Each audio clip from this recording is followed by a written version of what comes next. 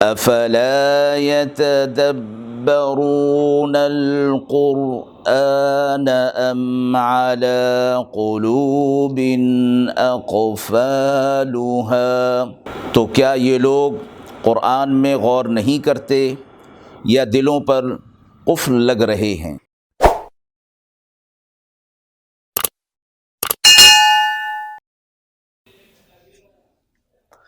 بسم اللہ الرحمن الرحیم۔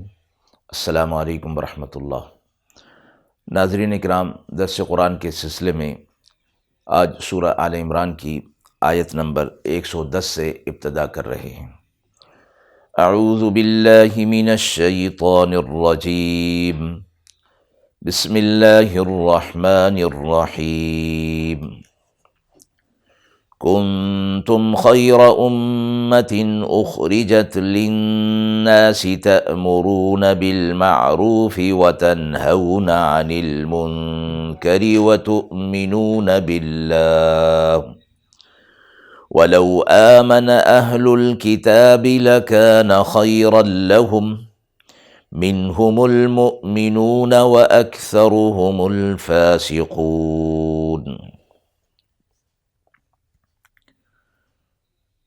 تم سب سے بہترین امتوں میں سے ہو جو لوگوں کے لیے بھیجی گئی ہے، اچھے کاموں کا تم حکم کرتے ہو اور برے کاموں سے منع کرتے ہو اور اللہ پر ایمان لاتے ہو، اور اگر اہل کتاب ایمان لے آئیں تو ان کے لیے بہتر ہے، تو کچھ تو ان میں ایمان والے ہیں اور اکثر ان میں فاسق اور نافرمان ہیں۔ پچھلی آیات میں مسلمانوں کو ایمان پر، تقوی پر ثابت قدم رہنے اور امر بالمعروف اور نہی عن المنکر کا ایک خاص اہتمام کے ساتھ حکم دیا گیا تھا۔ اس آیت میں اسی بات کو مزید تاکید کے ساتھ اور ایک خاص فضیلت کے ساتھ بیان کیا جا رہا ہے کہ آپ صلی اللہ علیہ وسلم کی یہ امت جو سب سے آخر میں آئی، اور آپ صلی اللہ علیہ وسلم جو آخری نبی ہیں، اللہ تعالیٰ نے تمام امتوں میں سے افضل اور اعلیٰ اس امت کو خیر امت فرمایا اور چند فضائل اس کے بیان فرمائے۔ قرآن کریم نے امت محمدی صلی اللہ علیہ وسلم کو خیر امت، اور ایک جگہ پر سورہ بقرہ میں امتوں وسط کہا گیا، یعنی امت معتدل، اعتدال والی، افراط و تفریط سے پاک۔ اس آیت میں امت محمدی صلی اللہ علیہ وسلم کے لیے خیر امت ہونے کی وجہ بیان فرمائی گئی کہ یہ اللہ کی مخلوق کے لیے نفع پہنچانے کے لیے، ان کو نفع دینے کے لیے وجود میں لائی گئی ہے، اور اس کا سب سے بڑا نفع یہ ہے کہ مخلوق کی یعنی انسانیت کی جو خیر ہے وہ اخلاقی اور روحانی اعتبار سے کی جائے۔ یہاں یہ نہیں فرمایا کہ یہ امت مسلمانوں کے لیے وضع کی گئی ہے یا مسلمانوں کی طرف بھیجی گئی، بلکہ فرمایا اخرجت للناس، انسانیت کے لیے، لوگوں کی طرف، یعنی امر بالمعروف اور نہی عن المنکر، اور اس سے پچھلی آیت کے اندر جو خیر فرمایا گیا تھا یدعون الی الخیر، خیر کی طرف جو بلانے کا جو کام ہے، وہ دراصل فرمایا کہ اپنی بھی اخلاقی اور روحانی اصلاح کے لیے ضروری ہے، اور پھر جس کام کے لیے ان کو منتخب کیا گیا ہے اور جس کام کے لیے ان کو مقرر کیا گیا اور جو فریضہ ان کے اوپر بطور خاص عائد کر کے ان کو تمام امتوں پر فضیلت اور شرف دیا گیا، وہ یہی ہے کہ اپنے اخلاق اور کردار کو بہتر کیا جائے، اور اس سے بڑھ کر کوئی نفع نہیں ہو سکتا انسانیت کے لیے کہ ان کے اخلاق اور کردار کو بہتر کر دیا جائے، جس سے ان کو دنیا کے اندر بھی خیر ملے اور آخرت میں بھی ان کو خیر مل جائے۔ پچھلی امتوں پر بھی امر بالمعروف اور نہی عن المنکر کا فریضہ عائد تھا، لیکن ان کے لیے ایک خاص انداز میں تھا۔ اس امت پر انہیں جہاد کا حکم نہیں دیا گیا تھا، اس امت کو جہاد کا بھی حکم دیا گیا۔ تو آخر آیت میں یہ فرمایا گیا کہ البتہ کچھ مسلمان ایسے ضرور ہیں، اگر اہل کتاب اگر ایمان لے آتے، تأمرون بالمعروف وتنہون عن المنکر، کہ امر بالمعروف نہی عن المنکر اور اللہ پر ایمان لانا یہ امت کی فضیلت کی وجہ قرار دی گئی، اور فرمایا اہل کتاب اگر ایمان لے آتے تو یہ ان کے حق میں بہت بہتر ہوتا۔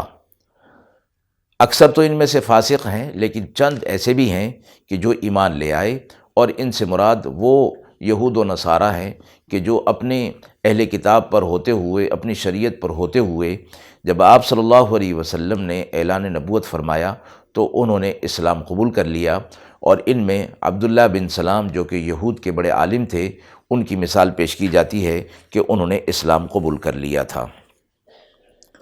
لن يضروكم إلا أذى وإن يقاتلوكم يولوكم الأدبار ثم لا ينصرون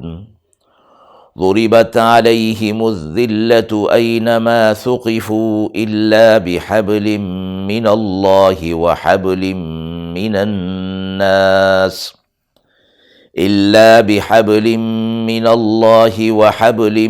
من الناس وباءوا بغضب من الله وضربت عليهم المسكنة ذلك بأنهم كانوا يكفرون بآيات الله ويقتلون الأنبياء بغير حق ذلك بما عصوا وكانوا يعتدون۔ وہ تمہارا کچھ نہ بگاڑ سکیں گے مگر یہ کہ زبان سے ستائیں گے، اور اگر تم سے لڑیں گے تو پیٹھ پھیریں گے، پھر ان کی مدد نہ ہوگی۔ ان پر ذلت ڈال دی گئی ہے جہاں دیکھے جائیں، سوا اس کے کہ وہ سبب جو اللہ کی طرف سے ہے اور وہ سبب جو لوگوں کی طرف سے ہے، اور انہوں نے اللہ کا غصہ کما لیا، اور لازم کر دی گئی ان کے اوپر حاجت مندی، اس لیے کہ وہ انکار کرتے رہے اللہ کی آیات کی، اور انبیاء علیہ الصلاۃ والسلام کو ناحق قتل کرتے رہے،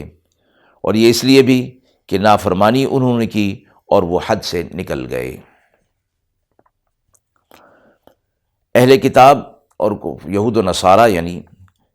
مسلمانوں کی دشمنی میں اور ان کو تکالیف پہنچانے میں کوئی کسر اٹھا نہیں رکھتے تھے، تو اہل ایمان کو ان آیات میں تسلی دی گئی اور فرمایا گیا کہ یہ تمہیں تکلیف اور ایذا نہیں پہنچا سکیں گے مگر یہ کہ زبانی طور پر اپنی زبان کو استعمال کر کے اہل ایمان کو تکلیف میں مبتلا کریں گے، اور جب کبھی ان کا مقابلہ ہوگا تو پیٹھ پھیریں گے، بزدلی دکھائیں گے۔ اللہ کی طرف سے ان کی مدد نہیں ہوگی بلکہ مدد اہل ایمان کی ہوگی۔ آگے فرمایا کہ ان پر ذلت اور رسوائی ڈال دی گئی ہے، جہاں کہیں بھی یہ ہوں گے ان پر ذلت رسوائی ڈال دی گئی ہے۔ البتہ دو صورتوں میں یہ بچ سکتے ہیں، ایک یہ کہ اللہ کے ساتھ جو عہد ہے اس کو پورا کریں، اور اللہ کے ساتھ جو عہد اس کا مطلب یہ کہ نابالغ بچہ یا عورت ہونے کی بنا پر ان کو ستائے نہیں، اور اگر جنگ کی صورت ہو تو انہیں قتل نہ کریں، یہ اللہ کے ساتھ معاہدہ۔ دوسرا حبل من الناس یعنی لوگوں کے ساتھ جو معاہدہ صلح ہوا ہے اس پر بھی یہ پوری طرح اتر جائیں تو پھر ان کو چھوڑ دیا جائے گا، اور یہ آپ صلی اللہ علیہ وسلم کے زمانے میں انہیں بلا کر یہ بتا دیا گیا کہ اگر یہ ایمان نہیں لاتے تو پھر مسلمانوں کے ساتھ معاہدہ صلح کر لیں کہ یہ اپنے دین پر قائم رہیں اور اہل ایمان کو اپنے دین پر چلنے دیں، تو اس صورت میں تو یہ اللہ کے غضب سے بچ سکتے ہیں، دوسری کوئی صورت اللہ کے غضب سے بچنے کی نہیں ہے۔ پھر ان کے اوپر حاجت مندی ڈال دی گئی ہے، اور وجہ فرما دی گئی کہ ایسا کیوں ہے کہ ان پر مسکنت کیوں ڈال دی گئی،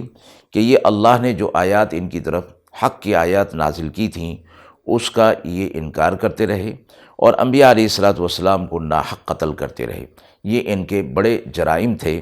جس کی وجہ سے اللہ رب العزت نے ان پر یہ عذاب، دنیاوی عذاب نازل فرمایا،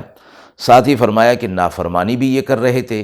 اور حد سے آگے نکل جانے والے تھے، اور اللہ حد سے آگے نکل جانے والوں کو پسند نہیں فرماتا۔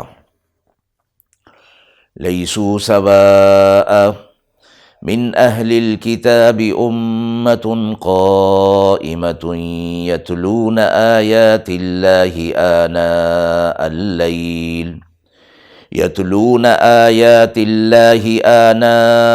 الليل وهم يسجدون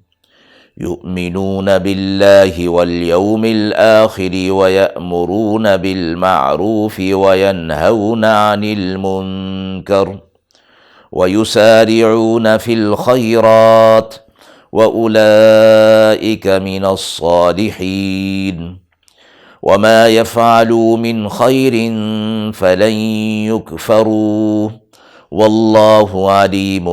بالمتقين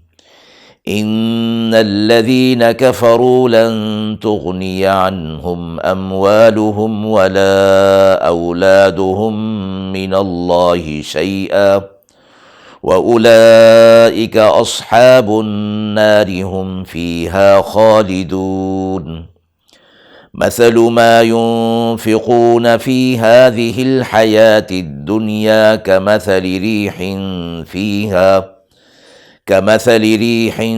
فيها صر أصابت حرث قوم ظلموا أنفسهم فأهلكت وما ظلمهم الله ولكن أنفسهم يظلمون۔ وہ سب برابر نہیں اہل کتاب میں، ان میں ایک فرقہ ہے جو سیدھی راہ پر ہے، وہ اللہ کی آیات کی تلاوت کرتے ہیں اور رات کے وقت وہ سجدہ کرتے ہیں، ایمان لاتے ہیں اللہ پر اور قیامت کے دن پر، اور اچھے کام کا حکم کرتے ہیں اور برے کام سے منع کرتے ہیں اور نیک کاموں کی طرف کوشش کرتے ہیں، اور ایسے ہی لوگ صالحین میں سے ہیں۔ اور جو کچھ وہ کریں گے نیک کام، اس کی ہرگز ناقدری نہیں کی جائے گی، اور اللہ متقین کا علم رکھتا ہے۔ وہ لوگ جو کافر ہیں ان کے کام ہرگز نہیں آئیں گے، ان کے مال اور نہ ان کی اولاد، اللہ کے معاملے میں کچھ بھی، اور وہی لوگ دوزخ میں رہنے والے ہیں، اور اس آگ میں وہ ہمیشہ ہمیشہ رہیں گے۔ جو کچھ خرچ کرتے ہیں اس دنیا کی زندگی میں، اس کی مثال جیسے ایک ہوا کہ اس میں ہو پالا جا لگتی ہے کھیتی کو اس قوم کی کہ انہوں نے اپنے حق میں برا کیا تھا، پھر اس کو نابود نیست کر دیتی ہے۔ اللہ نے ان پر ظلم نہیں کیا، لیکن وہ اپنے اوپر خود ظلم کرتے تھے۔ اہل کتاب کے بارے میں فرمایا گیا کہ وہ سارے کے سارے ایسے نہیں ہیں کہ جو فاسق ہوں، نافرمان ہوں، حد سے آگے بڑھ جانے والے ہوں، بلکہ ان میں کچھ لوگ سیدھے راستے پر بھی ہیں، اللہ کی آیات کی تلاوت کرتے ہیں اور راتوں کو سجدے میں ہوتے ہیں، یعنی وہ سیدھے راستے پر آ گئے۔ اور جیسے پچھلی آیت میں ایک مثال حضرت عبداللہ بن سلام کی دی گئی، یہ لوگ ایمان لے آئے اللہ پر، یوم آخرت پر، اور اچھائی کا حکم کرتے ہیں، برائی کے کاموں سے روکتے ہیں، نیکی کے کاموں میں آگے بڑھتے ہیں۔ ایسے ہی لوگ اصلاح والے ہیں، اصلاح والے اور صالحین میں ان کا شمار کیا جائے گا۔ اللہ نے فرمایا کہ ان کے کاموں کی، ان کے اعمال کی ناقدری نہیں ہوگی، اور آخرت میں اللہ رب العزت انہیں متقین میں شمار فرمائے گا۔ اور ایک حدیث مبارکہ میں یہ بھی، اور قرآن مجید میں بھی یہ فرمایا گیا کہ اولئک یجزون اجرہم مرتین، کہ ان کو دوہرا اجر عطا کیا جائے گا۔ اہل کتاب کے وہ لوگ کہ جو آپ صلی اللہ علیہ وسلم کے اعلان نبوت کے بعد انہوں نے آپ صلی اللہ علیہ وسلم کے اعلان نبوت کو قبول کر لیا اور اسلام پر آ گئے، دین اسلام کو قبول کر لیا، اللہ ان کو دوہرا اجر عطا فرمائیں گے، ایک پچھلی شریعت پر اور پچھلے دین پر عمل کرنے کا، اور ایک آپ صلی اللہ علیہ وسلم کے اعلان نبوت کے بعد اس دین کو قبول کر لینے کا۔ تو یہی بات کی گئی کہ ان کے اعمال کی ناقدری نہیں ہوگی، بلکہ پچھلے اعمال کی بھی قدر، یعنی پچھلی شریعت میں ہوتے ہوئے عمل کرنے کا بھی ان کی قدر کی جائے گی، اور اس شریعت پر عمل کرنے کے بھی ان کی قدر کی جائے گی، اور یہ کہ آخرت میں ہمیشہ ہمیشہ کے لیے جنت میں ان کو داخل کر دیا جائے گا۔ ان کے مقابلے میں وہ لوگ کہ جو دنیا کے اندر شریعت پر، دین پر نہیں آئے، تو وہ سمجھتے ہیں کہ ان کی آل اولاد اور مال ان کے کچھ کام آئے گا، فرمایا کچھ بھی کام نہیں آئے گا یہ سب چیزیں دنیا سے متعلق ہیں، آخرت میں ایمان اور عمل صالح، الا الذین آمنوا وعملوا الصالحات، یہ چیزیں کام آنے والی، مال اور اولاد کچھ بھی آخرت میں اللہ کے سامنے کام آنے والا نہیں ہے۔ آخرت میں دوزخ ہوگی اور وہ اس میں ہمیشہ ہمیشہ کے لیے رہیں گے۔ پھر یہ لوگ جو کچھ دنیا کے اندر خرچ کرتے ہیں وہ سمجھتے ہیں کہ یہ نیکی ان کے لیے آخرت میں کام آنے والی ہے۔ اس کی مثال دی گئی کہ جیسے کوئی ایک ہوا ہو اور وہ سب چیزوں کو اڑا کر لے جائے اور پیچھے کچھ بھی باقی نہ رہے، تو ایسے ہی ان کے اعمال ہیں یا ان کا دنیا کے اندر خرچ کرنا بطور ثواب کے، فرمایا کہ وہ کچھ بھی آخرت میں ان کے لیے نہیں ہوگا۔ اللہ اپنے بندوں پر ظلم نہیں کرتا، بلکہ یہ لوگ نافرمانی کر کے اپنی جانوں پر خود ظلم کر لیتے ہیں۔ وآخر دعوانا ان الحمد للہ رب العالمین۔